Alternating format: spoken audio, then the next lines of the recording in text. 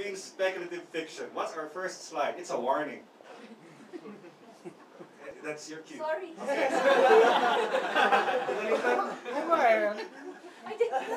Walang training na Okay. nangyari. If you're a contributor, we're gonna make you get up in front and talk, or no free copy for you. Okay lang. Alright? Okay lang. This is important because even if the person is not here, but the parents, the brother, the stepfather, the yaya is, Or a that random person, person in the audience. that person will be asked to step forward and speak. Kung walang representative, I will take. Kung hindi nyo kilala, you will understand the spirit of speculative and speculative. Even if you're not a contributor, we may do this to you anyway, because we're just like that. So from time to time, you know, if I find out, oh my gosh, so you play a musical instrument, halika na dito. Okay? Or Marianne So- and I and that lady over there will talk about boots. Yeah. It's our thing. We are in mixed company, so... Boots. Boots. Oh, boots! So, welcome. Welcome to the launch of Philippine Speculative Fiction.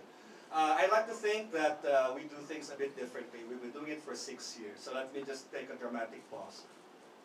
Kasi sa totoo lang, 6 years. It seems so impossible. And yet, here we are with our 6th volume. We started humble and we're still humble.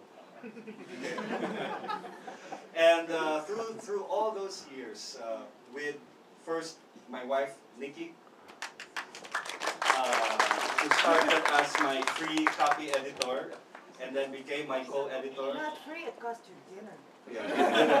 Mahal ng dinner, okay? And then later with another lit critter, Vince Simbulan, who became co-editor with Nikki, and I stopped being the editor. And now with our first girl power anthology, okay, powered by Kate Osias and Nikki Alfar. So, what does this mean? It means I have lost power. I have been relegated to a publisher, and I honestly had nothing to do with how stories are selected. So this is on the aesthetics and poetics and preferences of these two writers. Let's not say women. They're writers. Come on, right? So they may see things differently, and for me, that is what makes this anthology exciting. Because I believe that it should not just be one person's selections or one person's visions. It should be speculative, because it's broad and vast and wild and wonderful, and there's a place for everybody like you. Okay? So, there's a lot of blah blah here, blah blah blah blah blah. Just read it, kahit maliit yung font. Okay? Because it's also at the back of the book. But, Translated, spec-fic nice. spec-fic magaling. Mahusay. Okay? Blah blah blah. Muntik na magka-award. Okay? Okay? May acclaim from local and literary luminaries. Oo, binablog-blog kami. Nililist sa year's best. Oo. Tapos, may mga quotation kami from people. Si Jeffrey Ford, famous writer siya sa America. I love him. Kung hindi niyo siya kilala, that's okay. Okay? And of course, meron tayong quote from Butch Dalisay, who is one of the sterling writers.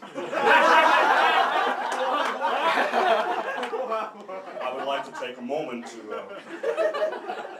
read my own quotation. Marianne. Marianne.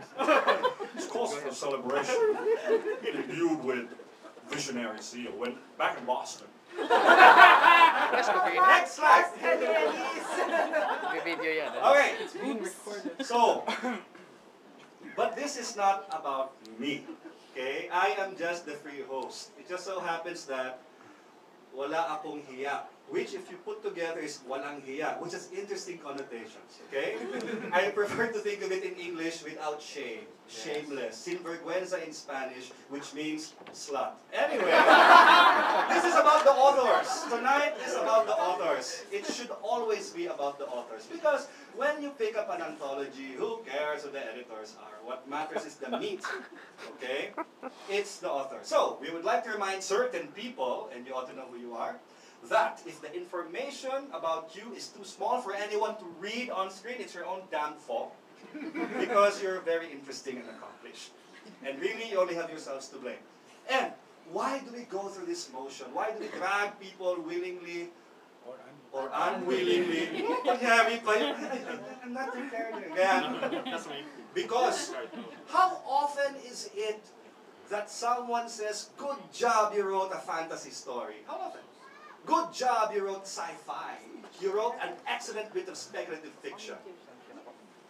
Here we do it because you deserve it and we will recognize you whether you like it or not. Alright? So let's begin.